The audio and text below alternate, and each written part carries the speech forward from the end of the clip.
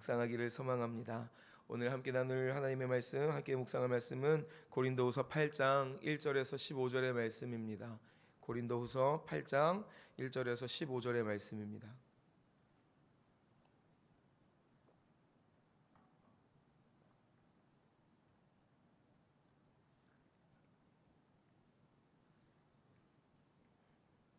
네, 다 찾으신 줄로 믿고 제가 한 절, 우리 성도님들 한 절 교독하신 후에 15절은 함께 읽겠습니다. 형제들아, 하나님께서 마게도냐 교회들에게 주신 은혜를 우리가 너희에게 알리노니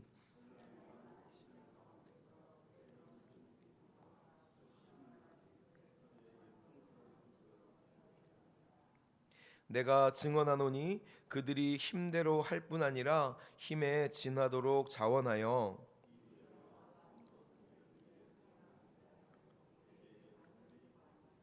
우리가 바라던 것뿐 아니라 그들이 먼저 자신을 주께 드리고 또 하나님의 뜻을 따라 우리에게 주었도다.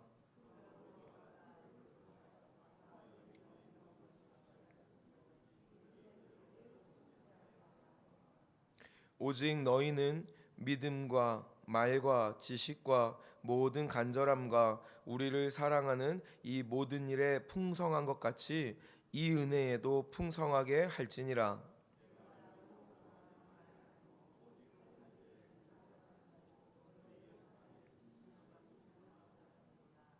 우리 주 예수 그리스도의 은혜를 너희가 알거니와 부요하신 이로써 너희를 위하여 가난하게 되심은 그의 가난함으로 말미암아 너희를 부요하게 하려 하심이라.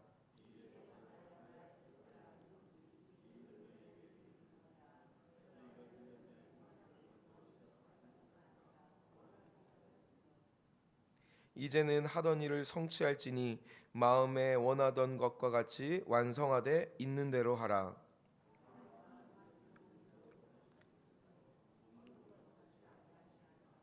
이는 다른 사람들은 평안하게 하고 너희는 곤고하게 하려는 것이 아니요 균등하게 하려 함이니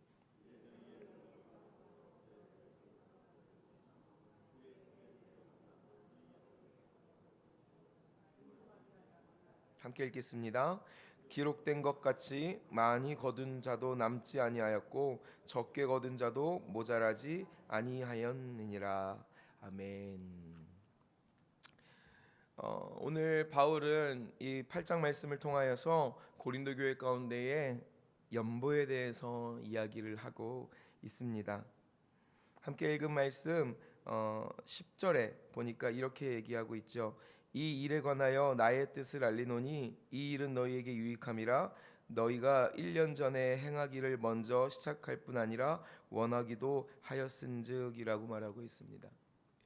사도 바울이 하나님을 만나고 특별히 부활하신 예수 그리스도를 만나고 자신의 삶을 들여 사도의 삶을 살아가면서 많은 교회들, 특별히 이방인의 사도로서 많은 교회들을 세워갑니다. 그것 가운데에서 하나님이 베푸신 은혜를 가지고 하나님이 유대인뿐 아니라 이방인들에게도 은혜를 베푸시고 구원을 베푸시고 하나님의 역사를 이뤄가심을 바울을 통해서 증명하시죠.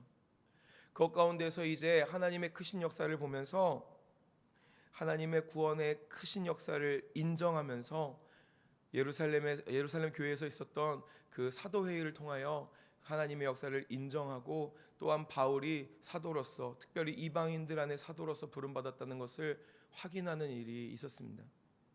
그리고 그 역사 가운데에 든든히 세워진 여러 교회 중에 이 고린도 교회가 있었던 것이죠. 바울이 이방인의 사도로서 부름받아 전도하고 하나님의 복음을 전하면서 한 가지 그 예루살렘 교회에게 부탁을 받은 것이 있었는데 그것이 무엇이었냐면 하나님께서 세워주신 그 교회들이 함께 가난한 교회를, 가난한 성도들을 돌보는 일, 특별히 예루살렘 교회를 돕는 일에 대해서 부탁받았던 것을 볼 수 있습니다. 갈라디아서 2장에 보면은 그 이야기를 담고 있는데 그 10절에 이렇게 이야기하죠. 갈라디아서 2장 10절에 다만 우리에게 가난한 자들을 기억하도록 부탁하였으니 이것은 나도 본래부터 힘써 행하여 왔노라 라고 이야기합니다. 사도 바울은 이 고린도 교회뿐만 아니라 자신이 복음을 전하고 세운 교회들 가운데에 가난하고 힘겨운 자들을 함께 돕는 일을 독려하고 권면하였던 것을 우리가 볼 수 있습니다. 이 고린도 교회 안에서도 그 일이 일어났던 것이죠. 고린도 교회, 고린도 지역은 우리가 고린도전서를 처음 묵상할 때도 나눴었지만 굉장히 발달된 상업 도시라고 이야기를 했었고 경제적으로도 많은 성장을 이뤘던 지역이기 때문에 경제적으로 상대적으로 넉넉함을 가지고 있었던 것으로 보입니다. 그런 교회가 힘겨운 교회들을 돕고 또 그 교회들을 세우고 그 가난한 자들을 돌보는 일에 대해서 바울은 여전히 권면을 하고 있다라는 것이죠. 그런데 이 고린도 교회 안에 이 일이 참 쉽지 않았던 것 같습니다. 아마 고린도 교회뿐만 아니라 여러 지역에서도 그 일들이 원활하게 일어나지는 않았던 것 같습니다.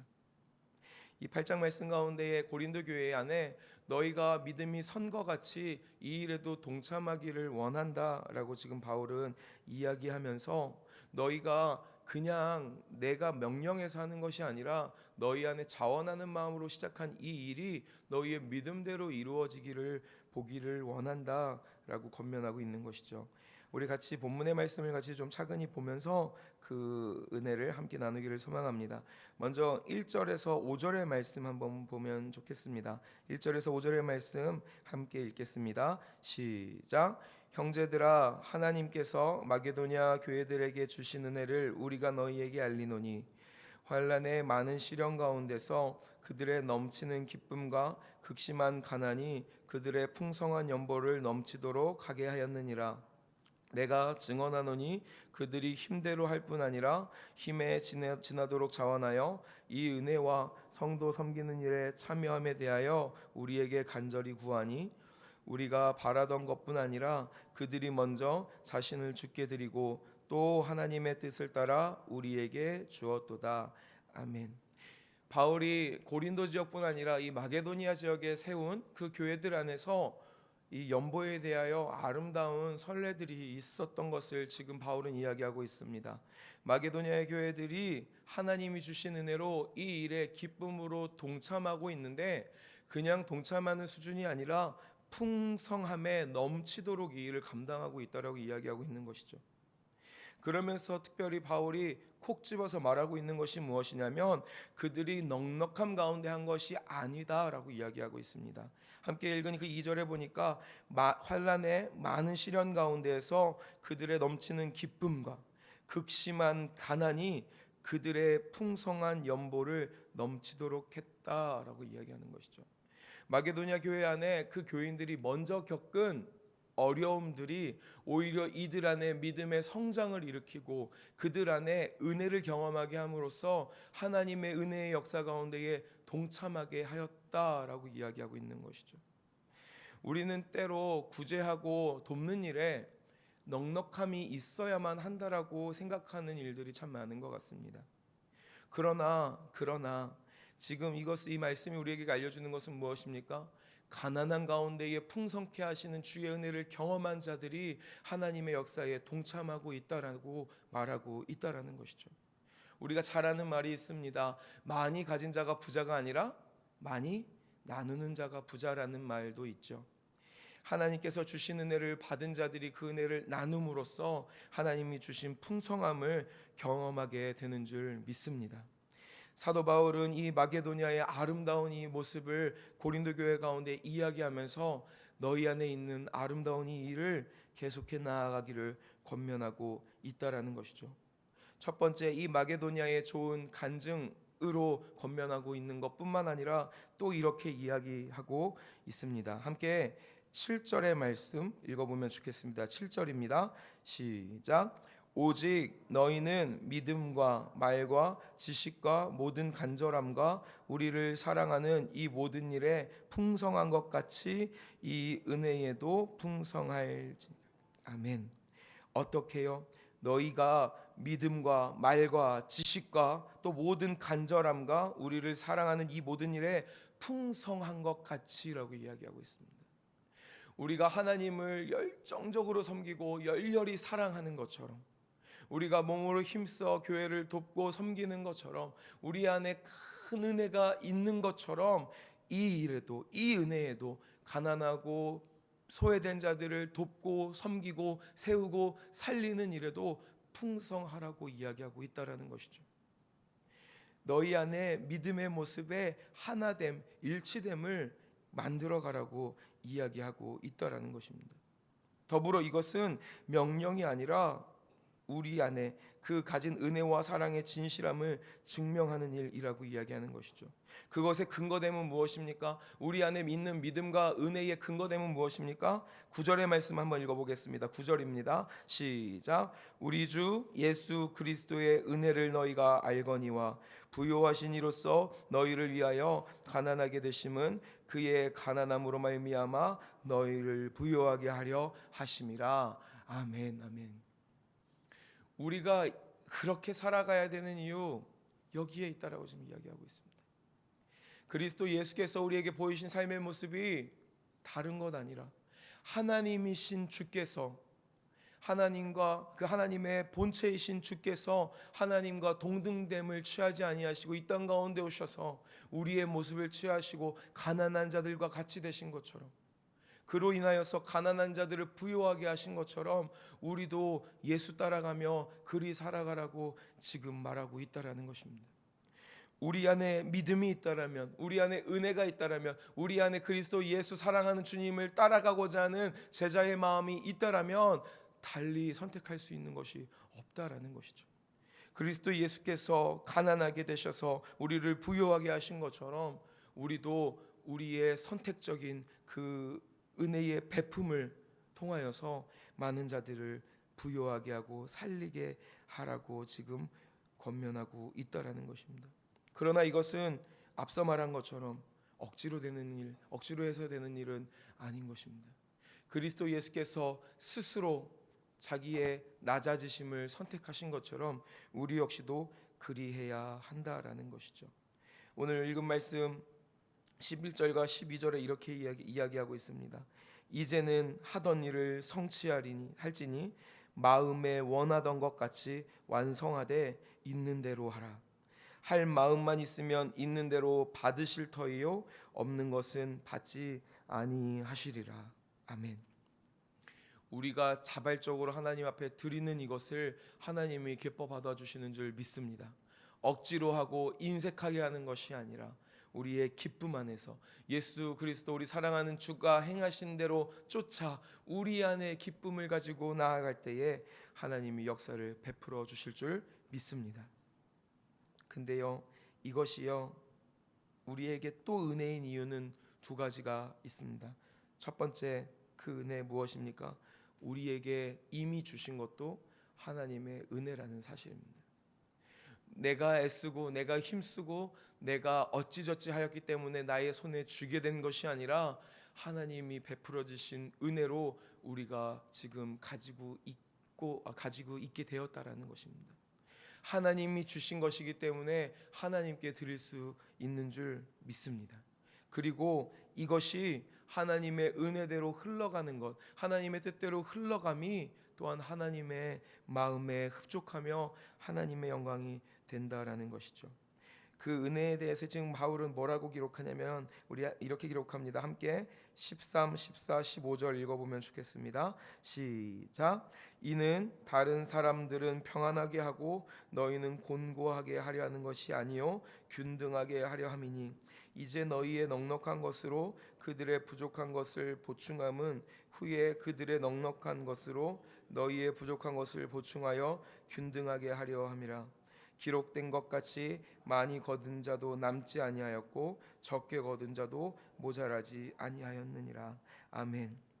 15절에 많이 거둔 자도 남지 아니하였고 적게 거둔 자도 모자라지 아니하였다. 어디 말씀입니까? 만나 주실 때에 하신 말씀이죠. 많이 거둔 자도 남지 않고 적게 거둔 자도 모자라지 아니하는.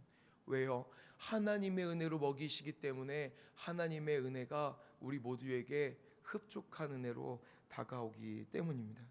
뿐만 아니라 하나님의 은혜가 우리를 통하여 흘러 공동체를 살리는 일이 이루어지기 때문이라는 것이죠. 그런데 우리가 이 말씀을 읽을 때 착각하지 않아야 될 한 가지가 있다라면 무엇입니까? 내가 섬기는 것이 이 말씀의 문자 그대로 언젠간 나에게 돌아오겠지라는 기대로 섬기는 것을 이야기하는 것은 아니라는 겁니다. 계산적으로 내가 100을 베풀면 나에게 100이 돌아오길 기대함으로, 내가 1000을 베풀면 1000이 돌아오길 기대하는 마음으로 하는 것이 아니라는 것이죠. 그저 하나님의 은혜대로 넉넉한 곳에서 부족한 곳으로 흘러가는 하나님의 섭리, 높은 곳에서 낮은 곳으로 흘러가는 하나님의 그 섭리 가운데에 우리가 동참할 때에 우리의 넉넉함이 부족함 가운데 쓰임받고, 또 때로는 우리가 부족할 때에 하나님의 은혜가 넉넉함에서 부족함으로 흘러와 우리를 만족해 하실 것을 기대한다라는 것입니다. 우리가 이것을 착각하면 아니 되고 오로지 하나님의 뜻대로 우리의 것을 내어주고 가난하고 소외된 자를 살리신 그리스도 예수, 살아가는 우리 주님을 따라가는 일에 우리가 기쁨으로 온전히 동참해야 할 줄 믿습니다. 그것이 하나님의 은혜의 섭리인 줄 믿습니다. 그리고 그 우리에게 베풀어 주신 은혜를 주 앞에 우리가 기쁨으로 내어놓을 때에 하나님의 크고 놀라운 역사, 그것이 우리의 삶을 통하여 나타나게 될 줄 믿습니다. 우리 한 가지만 더 나누고 말씀을 정리하기 원합니다. 하나님의 은혜가 저 높은 하늘 보좌 위에서 우리에게 임한 줄 믿습니다. 그리고 그 은혜가 점차 낮은 곳으로 흘러 하나님의 온전한 역사, 하나님의 온전한 통치, 하나님의 나라로 이루어지게 될 줄 믿습니다. 그런데 하나님의 은혜가 높은 곳에서 낮은 곳으로 흐르는데요, 그 은혜가 닿는 곳마다 생명을 살리게 되는데요, 하나님의 생명이 그럼에도 불구하고 하나님의 은혜의 생명의 역사가 나타나지 않는 것도 있음을 우리가 이 말씀을 통하여 봅니다. 에스겔서 47장 말씀에 보면 하나님께서 성전 문지방으로부터 흘러나온 그 생수의 강물이 닿는 곳마다 생명을 소성케 하는 역사가 나타난다라고 우리에게 보여주시는데, 딱 한 군데 그렇지 못한 곳이 있다라고 알려주십니다. 에스겔서 47장 11절에 이렇게 이야기하거든요. 제가 읽겠습니다. 그 진펄과 개펄은 되살아나지 못하고 소금 땅이 될 것이며 라고 이야기합니다. 47절 1절에서 12절까지 닿는 곳마다 살아난다라는 말로 가득 찹니다. 근데 이 11절에서만 진펄과 갯벌은 되살아나지 못하고 소금 땅이 될 거라고 이야기합니다.